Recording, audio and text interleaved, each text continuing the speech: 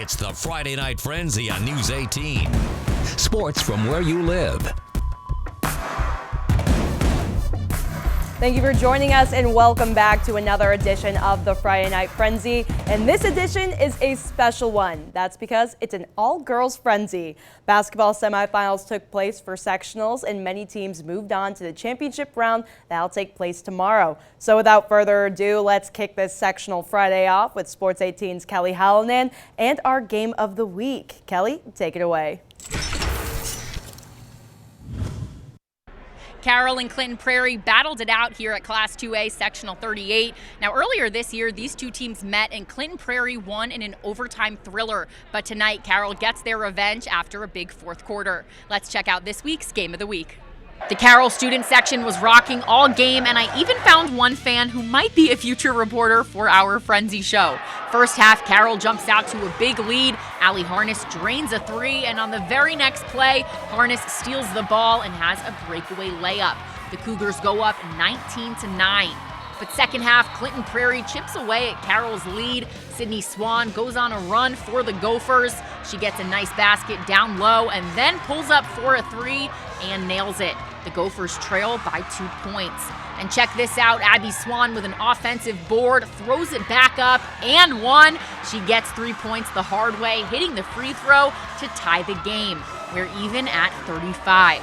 But come the fourth quarter, Madison Wagner takes over. She drives to the basket and gets the bucket, and it doesn't stop there. Wagner open in the corner and nails the triple, and on the Cougars' next possession, heat check, Wagner buries another three. Final score, the Cougars escape, winning 53-48. And Wagner said even though she didn't shoot well in the first half, her coaches boosted her confidence in the second. They've never told me not to shoot, so when I was in the corner, I was open. I was just going to let it fly, and I started feeling it again, and I shot, and it was starting to fall, and I think that really helped bring the confidence back in the second half, too. We just have a great atmosphere for Carroll basketball and Carroll sports in general, and I'm just really grateful for everybody that came out, and I'm excited to be here tomorrow and see everybody that comes. Obviously, it's a rivalry game, two of the best teams in our conference every year in girls basketball, so we wanted revenge. They've got us the last 3 or 4 years, so we wanted to get them at sectional time. That was probably the loudest game that I've been a part of. So, to get Central Catholic on their home floor, that's what we wanted at the beginning of the year. In my opinion, the two best teams are playing each other. We'll see what happens. The Cougars get their revenge and now have a date with Central Catholic for the sectional championship. Reporting from CC, Kelly Hallinan, Sports 18.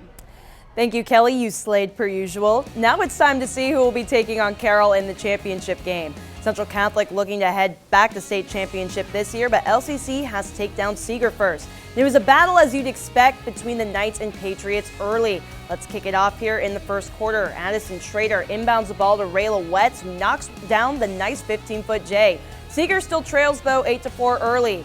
Later in the first, Paige Lafoon has it stripped by Caitlin Riley in the paint, who flies up the court and makes a beautiful pass in transition to Grace Bourdonnais, who lays it in for two. Knights up 13-4 late in the first.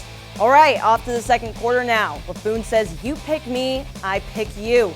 She snags it from Carly Barrett, kicks it to Aubrey Cole, and it was full steam ahead for the Patriots with the easy shot off the glass. Seeger trails by 9, but that's as close as it would get down the stretch. And one sharpshooter is a big reason why. Kendall Ryder patiently waiting for the play to develop as she kicks it to Tori Thompson, and nothing but net on that one. And that was just one of several. Thompson finished with 19 points, and CC crushes Seeger 69-36. Moving on now to Tri-County Sectional, the Cavaliers were hosting South Newton, who is coming into this game fresh after having a bye in the first round. The Tri-County student section ready to welcome South Newton back to the hardwood.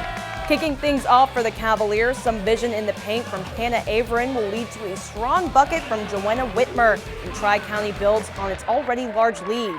Second half now, and it's same team, different look for Tri-County, now taking advantage of their shooters as the ball will find the way to an open Grace Luck, who opens the floodgates for the Cavs and extends their lead. Moving to the fourth quarter, a steal for South Newton will lead to a Euro step and finish from Addison Standish, just trying to put points up after a tough third quarter.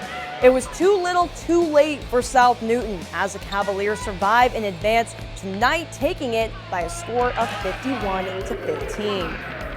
Staying in the Tri-County Sectional, North White and Caston were facing off, hoping to head to the championship tomorrow night.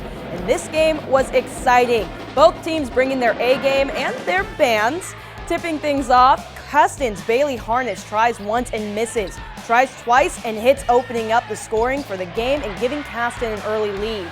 Back down the floor for Caston, they try to go inside, but North White has cracked the code as Autumn Reef comes up with a big block.